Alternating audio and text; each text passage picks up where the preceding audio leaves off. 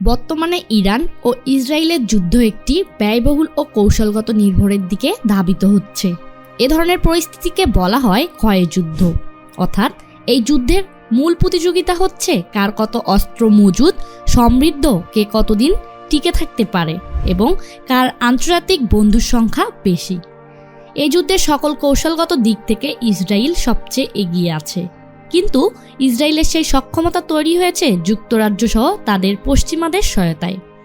আর অন্যদিকে ইরান দীর্ঘকাল ধরে সমগ্র বিশ্ব থেকে একঘরে থেকেও নিজের শক্তিতে তৈরি করেছে অসংখ্য সামরিক সেনা সংখ্যা আর শক্তিশালী ক্ষেপণাস্ত্র ভাণ্ডার। ইসরায়েল ও ইরানের মধ্যে এই যুদ্ধের শেষ কোথায় সেই সম্পর্কে আলোচনা করা হবে ট্রেন্ড বার্তার এই ভিডিওতে। সেই সাথে আপনি আমাদের চ্যানেলে নতুন হলে অনুরোধ করব সাবস্ক্রাইব করার জন্য।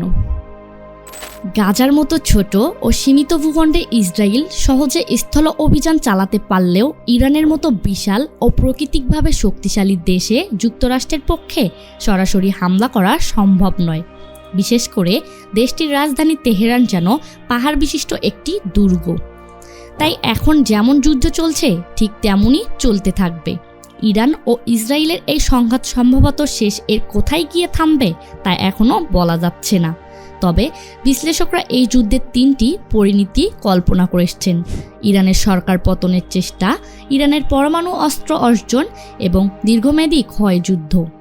ইরানের বর্তমান শাসন ব্যবস্থা বহু বছর ধরেই অশান্ত, তবে আন্তর্জাতিক চাপের মুখেও আছে। কিন্তু ইরাক সবসময় দুটি যুদ্ধের জন্য সতর্ক থাকত। একটি হলো দেশের মধ্যে জনগণের বিদ্রোহ, অভ্যন্তরীণ ভাঙ্গন এবং সরকার পতনের আন্দোলন। আরেকটি পশ্চিমাদের ক্রমাগত হুমকি। যুদ্ধ শুরু হওয়ার পর থেকে এই চাপ আরও বেড়ে গিয়েছে। তবে পরিস্থিতি বদলে যেতে পারে ইরান যদি এরই মধ্যে পারমাণবিক অস্ত্র তৈরি করতে সক্ষম হয়। এটি শুধু যুদ্ধের গতি পরিবর্তন করবে না, বরং পুরো অঞ্চলের ভারসাম্য ভেঙে দিবে। আর এই আশঙ্কা থেকেই ইসরায়েল তাড়াহুড়ো করে ইরানের ওপর হামলা করে। কারণ ইসরায়েল আগে থেকেই বুঝতে পেরেছিল ইরান যদি পারমাণবিক অস্ত্র বানাতে সক্ষম হন তাহলে ইসরায়েল বলতে কোনো দেশ থাকবে না।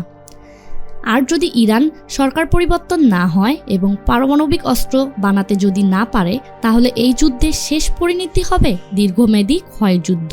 মাসের পর মাস, বছরের পর বছর এই যুদ্ধে থেমে থেমে লেগেই থাকবে।